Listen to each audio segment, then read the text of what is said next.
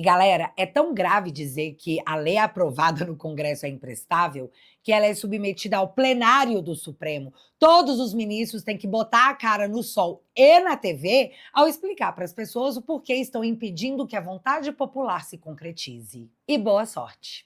Mas Alexandre é um cara diferenciado, né? Porque ele foi lá e fez por conta própria.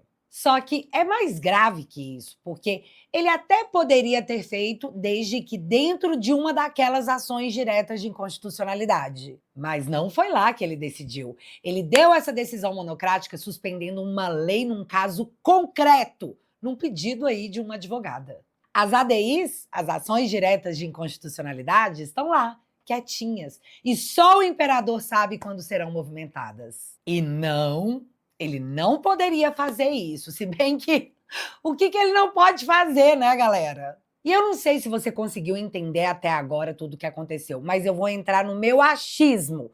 E eu acho que, se tinha ficado alguma dúvida, ela vai sumir agora. Porque raios Alexandre teria feito isso? As vozes da minha cabeça responderam. Como juiz de execução, numa decisão monocrática, ele pode fazer o que vem fazendo. Ele barrou a aplicação da lei nesses casos e todos os outros que entrarem após isso, ele vai usar a sua própria decisão para barrar também. Tipo, eu fiz com seu coleguinha e, para ser justo, eu vou fazer com você. E ele não fez isso dentro da ADI, porque se ele dá uma liminar suspendendo a aplicação da lei que estava vigente, que está válida, a sua decisão teria que ser submetida ao plenário e o mérito da ADI seria discutido, o que aparentemente ele não quer. Deixa eu ser mais clara. Ao barrar a dosimetria num caso concreto e não mexer na ADI, ele se torna o senhor do tempo. Ninguém terá o benefício da aplicação da lei enquanto a ADI não for julgada. E ele é o relator da ADI. E a ADI só vai andar quando ele quiser. Na prática, ele suspendeu a lei e tem o tempo que ele quiser para julgar se ela é constitucional ou não. Numa canetada, Alexandre anulou a decisão do Congresso e só vai tocar a ADI quando ele estiver afim. E quando vocês acham que ele vai estar afim, hein? O que tem que ficar claro é que a distribuição da ADI não tem efeito prático nenhum. O mero fato de se ter estipulado um relator não pode gerar uma presunção de inconstitucionalidade. Isso é contra a lei processual, é uma subversão à aplicação da lei que só poderia ser suspensa dentro da ADI, que o Alexandre não quer movimentar. Voltando para o efeito prático da decisão do Alexandre, ele está decidindo a ADI dentro de um caso isolado, julgando antecipadamente, alegando uma possível insegurança jurídica que não vale mais do que a aplicação de uma lei. E, de novo, Alexandre e insegurança jurídica, sabe? Casa.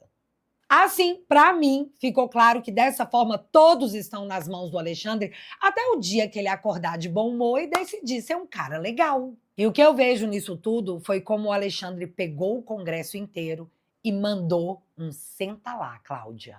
Porque a pergunta que agora nós devemos fazer é: se toda lei aprovada pelo Congresso puder ser congelada monocraticamente antes do plenário decidir, então quando exatamente uma lei começa a valer de verdade no Brasil? Vocês estão entendendo onde nós estamos chegando? É impossível chamar isso aqui de democracia. E pá, lembrei daquela matéria lá da Venezuela, né? Supremo da Venezuela toma funções do parlamento. Meses de trabalho, do nosso dinheiro bancando um espetáculo, para no final das contas a decisão ir parar na mão de um cara que nunca recebeu um único voto. E ainda tem aquele detalhe, né? Eu lamento que, mais uma vez, sempre ele, Alexandre de Moraes. Eu acho estranho, porque foi o próprio Alexandre de Moraes que escreveu o texto que foi aprovado no Congresso Nacional da dosimetria.